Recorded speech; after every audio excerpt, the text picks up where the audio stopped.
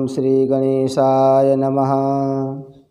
वागर्थाविव संपृक्तौ वागर्थप्रतिपत्तये जगतः पितरौ वन्दे पार्वती परमेश्वरौ। श्रीमद्भागवत महापुराण अष्टम स्कंध छठा अध्याय देवताओं और दैत्यों का मिलकर समुद्र मंथन के लिए उद्योग करना। ओम नमो भगवते वासुदेवाय। श्रीशुक उवाच एवं स्तुतः सुरगणैर्भगवान् हरिरीश्वरः तेषामाविरभूत राजन् सहस्रार्कोदयद्युतिः। तेनैव महसा सर्वे देवाः प्रतिहते क्षणाः नापश्यन् खं दिशः क्षोणी मात्मानं च कुतो विभुम्। श्री सुखदेव जी कहते हैं, परीक्षित, जब देवताओं ने सर्वशक्तिमान भगवान श्री हरि की इस प्रकार स्तुति की तब वे उनके बीच में ही प्रकट हो गए। उनके शरीर की प्रभा ऐसी थी मानो हजारों सूर्य एक साथ ही उग गए हों। भगवान की उस प्रभा से सभी देवताओं की आंखें चौंधिया गईं। वे भगवान को तो क्या आकाश दिशाएं पृथ्वी और अपने शरीर को भी नहीं देख सके।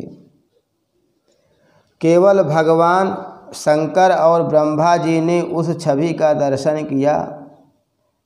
बड़ी ही सुंदर झांकी थी। मरकत मणि पन्ने के समान स्वच्छ श्यामल शरीर, कमल के भीतरी भाग के समान सुकुमार नेत्रों में लाल लाल डोरियाँ और चमकते हुए सुनहले रंग का रेशमी पीतांबर। सर्वांग सुंदर शरीर के रोम रोम से प्रसन्नता फूटी पड़ती थी। धनुष के समान टेढ़ी भौहें और बड़ा ही सुंदर मुख, सिर पर महामणिमय किरीट और भुजाओं में बाजूबंद, कानों के झलकते हुए कुंडलों की चमक पड़ने से कपोल और भी सुंदर हो उठते थे, जिससे मुख कमल खिल उठता था। कमर में करधनी की लड़ियां, हाथों में कंगन, गले में हार और चरणों में नूपुर शोभायमान थे। वक्षस्थल पर लक्ष्मी और गले में कौस्तुभ मणि तथा वनमाला सुशोभित थी। भगवान के निज अस्त्र सुदर्शन चक्र आदि मूर्तिमान होकर उनकी सेवा कर रहे थे। सभी देवताओं ने पृथ्वी पर गिरकर साष्टांग प्रणाम किया। फिर सारे देवताओं को साथ ले शंकर जी तथा ब्रह्मा जी परम पुरुष भगवान की स्तुति करने लगे। ब्रह्मा जी ने कहा, जो जन्म स्थिति और प्रलय से कोई संबंध नहीं रखते, जो प्राकृत गुणों से रहित एवं मोक्ष स्वरूप परमानंद के महान समुद्र हैं, जो सूक्ष्म से भी सूक्ष्म हैं और जिनका स्वरूप अनंत है, उन परम ऐश्वर्यशाली प्रभु को हम लोग बार बार नमस्कार करते हैं। पुरुषोत्तम, अपना कल्याण चाहने वाले साधक वेदोक्त एवं पांचरात्रोक्त विधि से आपके इसी स्वरूप की उपासना करते हैं। मुझे भी रचने वाले प्रभु, आपके इस विश्वमय स्वरूप में मुझे समस्त देवता देवगणों के सहित तीनों लोक दिखाई दे रहे हैं। आप में ही पहले यह जगत लीन था, मध्य में भी यह आप में ही स्थित है और अंत में भी यह पुनः आप में ही लीन हो जाएगा। आप स्वयं कार्य कारण से परे परम स्वतंत्र हैं। आप ही इस जगत के आदि अंत और मध्य हैं। वैसे ही जैसे घड़े का आदि मध्य और अंत मिट्टी है, आप अपने ही आश्रय रहने वाली अपनी माया से इस संसार की रचना करते हैं और इसमें फिर से प्रवेश करके अंतर्यामी के रूप में विराजमान होते हैं।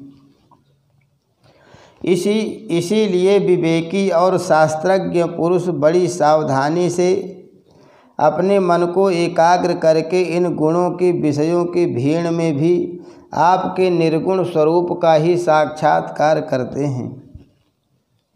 जैसे मनुष्य युक्ति के द्वारा लकड़ी से आग, गौ से अमृत के समान दूध, पृथ्वी से अन्न तथा जल और व्यापार से अपनी आजीविका प्राप्त कर लेते हैं, वैसे ही विवेकी पुरुष भी अपनी शुद्ध बुद्धि से भक्ति योग, ज्ञान योग आदि के द्वारा आपको इन विषयों में ही प्राप्त कर लेते हैं और अपनी अनुभूति के अनुसार आपका वर्णन भी करते हैं। हे कमल नाभ, जिस प्रकार दावाग्नि से झुलसता हुआ हाथी गंगा जल में डुबकी लगाकर सुख और शांति का अनुभव करने लगता है, वैसे ही आपके आविर्भाव से हम लोग परम सुखी और शांत हो गए हैं। हे स्वामी, हम लोग बहुत दिनों से आपके दर्शनों के लिए अत्यंत लालायित हो रहे थे। आप ही हमारे बाहर और भीतर के आत्मा हैं। हम सब लोकपाल जिस उद्देश्य से आपके चरणों की शरण में आए हैं, उसे आप कृपा करके पूर्ण कीजिए। आप सबके साक्षी हैं, अतः इस विषय में हम लोग आपसे और क्या निवेदन करें। हे प्रभु, मैं शंकर जी, अन्य देवता, ऋषि और दक्ष आदि प्रजापति सबके सब अग्नि से अलग हुई चिंगारी की तरह आपके ही अंश हैं और अपने को आपसे अलग मानते हैं। ऐसी स्थिति में प्रभु, हम लोग समझ ही क्या सकते हैं। ब्राह्मण और देवताओं के कल्याण के लिए जो कुछ करना आवश्यक हो, उसका आदेश आप ही दीजिए और आप वैसा स्वयं कर भी लीजिए।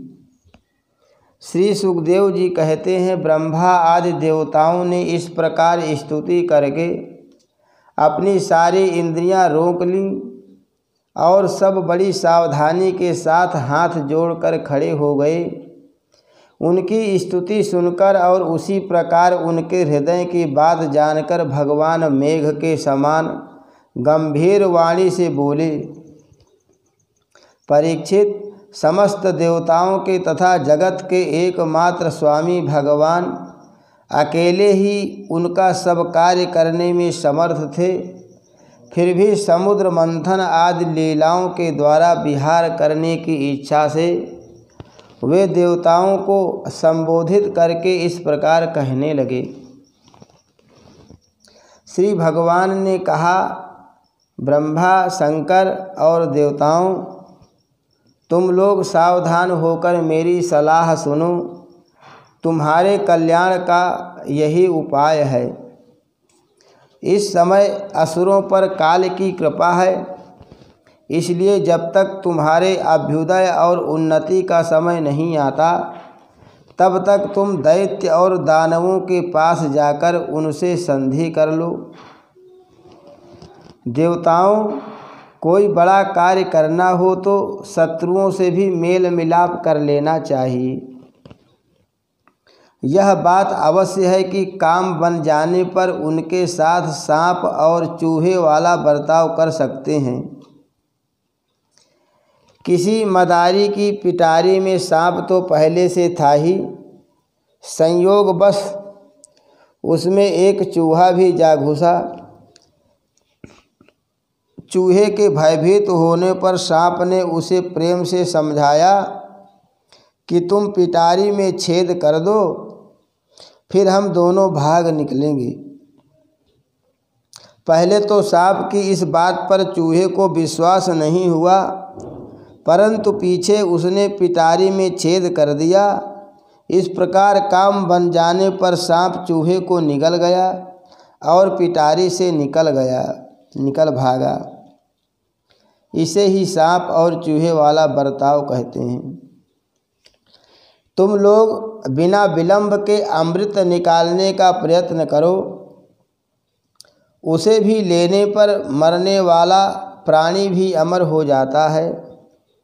पहले क्षीर सागर में सब प्रकार के घास, तिनके, लताएं और औषधियाँ डाल दो। फिर तुम लोग मंदराचल की मथानी और वासुकी नाग की नेति बनाकर मेरी सहायता से समुद्र का मंथन करो। अब आलस्य और प्रमाद का समय नहीं है। देवताओं, विश्वास रखो, दैत्यों को तो मिलेगा केवल श्रम और क्लेश, परंतु फल मिलेगा तुम्ही लोगों को। देवताओं, असुर लोग तुमसे जो जो चाहें सब स्वीकार कर लो। शांति से सब काम बन जाते हैं, क्रोध करने से कुछ नहीं होता। पहले समुद्र से कालकूट विष निकलेगा, उससे डरना नहीं। और किसी भी वस्तु के लिए कभी भी लोभ नहीं करना। पहले तो किसी वस्तु की कामना ही नहीं करनी चाहिए, परंतु यदि कामना हो और वह पूरी न हो तो क्रोध तो करना ही नहीं चाहिए। श्री सुखदेव जी कहते हैं, परीक्षित, देवताओं को यदि यह आदेश देकर पुरुषोत्तम भगवान उनके बीच में ही अंतर्धान हो गए, वे सर्वशक्तिमान एवं परम स्वतंत्र जो ठहरे, उनकी लीला का रहस्य कौन समझे। उनके चले जाने पर ब्रह्मा और शंकर ने फिर से भगवान को नमस्कार किया और वे अपने अपने लोकों को चले गए। तदनंतर इंद्रादि देवता राजा बलि के पास गए। देवताओं को बिना अस्त्र शस्त्र के सामने आते देख दैत्य सेनापतियों के मन में बड़ा क्षोभ हुआ। उन्होंने देवताओं को पकड़ लेना चाहा, परंतु दैत्यराज बलि संधि और विरोध के अवसरों को जानने वाले एवं पवित्र कीर्ति से संपन्न थे। उन्होंने दैत्यों को वैसा करने से रोक दिया। इसके बाद देवता लोग बलि के पास पहुँचे। बलि ने तीनों लोकों को जीत लिया था। वे समस्त संपत्तियों से सेवित एवं असुर सेनापतियों से सुरक्षित होकर अपने राज सिंहासन पर बैठे हुए थे। बुद्धिमान इंद्र ने बड़ी मधुर वाणी से समझाते हुए राजा बलि से वे सब बातें कहीं जिनकी शिक्षा एवं भगवान ने उन्हें दी थी। वह बात दैत्यराज बलि को जच गई। वहाँ बैठे हुए दूसरे सेनापति संबर, अरिष्टनेमी और त्रिपुर निवासी असुरों को भी यह बात बहुत अच्छी लगी। तब देवता और असुरों ने आपस में संधि समझौता करके मित्रता कर ली और परीक्षित, वे सब मिलकर अमृत मंथन के लिए पूर्ण उद्योग करने लगे। इसके बाद उन्होंने अपनी शक्ति से मंदराचल को उखाड़ लिया और ललकारते तथा गरजते हुए उसे समुद्र तट की ओर ले चले। उनकी भुजाएं परिघ के समान थी, शरीर में शक्ति थी और अपने अपने बल का घमंड तो था ही, परंतु एक तो वह मंदर पर्वत ही बहुत भारी था और दूसरे उसे ले जाना भी बहुत दूर था। इससे इंद्र, बलि आदि सब हार गए। जब ये किसी प्रकार भी मंदराचल को आगे नहीं ले जा सके, तब विवश होकर उन्होंने उसे रास्ते में ही पटक दिया। वह सोने का पर्वत मंदराचल बड़ा भारी था। गिरते समय उसने बहुत से देवता और दानवों को चकनाचूर कर डाला। उन देवता और असुरों के हाथ, कमर और कंधे टूट ही गए थे, मन भी टूट गया था। उनका उत्साह भंग हुआ देख गरुड़ पर चढ़े हुए भगवान सहसा वहीं प्रकट हो गए। उन्होंने देखा कि देवता और असुर पर्वत के गिरने से पिस गए हैं। अतः उन्होंने अपनी अमृतमयी दृष्टि से देवताओं को इस प्रकार जीवित कर दिया मानो उनके शरीर में बिल्कुल चोट ही नहीं लगी हो। इसके बाद उन्होंने खेल ही खेल में एक हाथ से उस पर्वत को उठाकर गरुड़ पर रख लिया और स्वयं भी सवार हो गए। फिर देवता और असुरों के साथ उन्होंने समुद्र तट की यात्रा की। पक्षीराज गरुड़ ने समुद्र के तट पर पर्वत को उतार दिया। फिर भगवान के विदा करने पर गरुड़ जी वहाँ से चले गए। हरि शरणम श्री कृष्णार्पणमस्तु।